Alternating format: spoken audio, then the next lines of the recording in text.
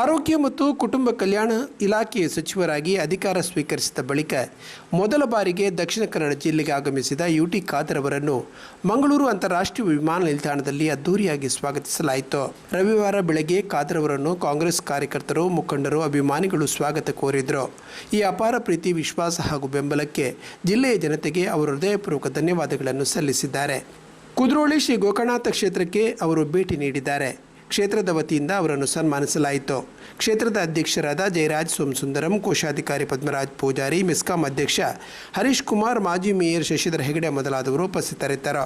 ಸಚಿವರಾಗಿ ಅಧಿಕಾರ ವಹಿಸಿಕೊಂಡು ಮೊದಲ ಬಾರಿಗೆ ಜಿಲ್ಲೆಗೆ ಆಗಮಿಸಿದ ಹಾಜಿ ಯುಟಿ ಖಾದರ್ ಅವರು ರವಿವಾರ ಮಾಜಿ ಕೇಂದ್ರ ಸಚಿವ ಜನಾರ್ದನ ಪೂಜಾರಿ ಅವರನ್ನು ಭೇಟಿಯಾಗಿ ಅವರ ಆಶೀರ್ವಾದ ಪಡೆದರು.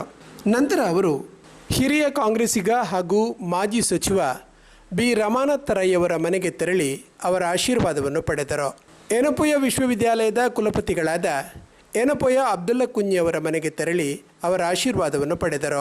ಇದೇ ವೇಳೆ ಯುಟಿ ಖಾದರ್ ಅವರು ಉಳ್ಳಾಲದ ಸೈಯದ್ ಮದನಿ ದರ್ಗಾ, ಉಳ್ಳಾಲದ ಶ್ರೀ ಚಿರುಂಬ ಭಗವತಿ ಕ್ಷೇತ್ರ, ತೊಕ್ಕೋಟು ಪೆರ್ಮನ್ನೂರಿನ ಸಂತ ಸೆಬೆಸ್ಟಿಯನ್ ಯಗರ್ಜಿಗೆ ಭೇಟಿ ನೀಡಿ ಹಿರಿಯರ ಮತ್ತು ದೇವರ ಆಶೀರ್ವಾದ ಪಡೆದರು. ಬಳಿಕ ಕೊಲ್ಯದ ಬ್ರಹ್ಮಶ್ರೀ ನಾರಾಯಣಗುರು ಸಭಾಭವನದಲ್ಲಿ ನಡೆದ ಅಭಿನಂದನಾ ಕಾರ್ಯಕ್ರಮದಲ್ಲಿ ಭಾಗವಹಿಸಿದರು.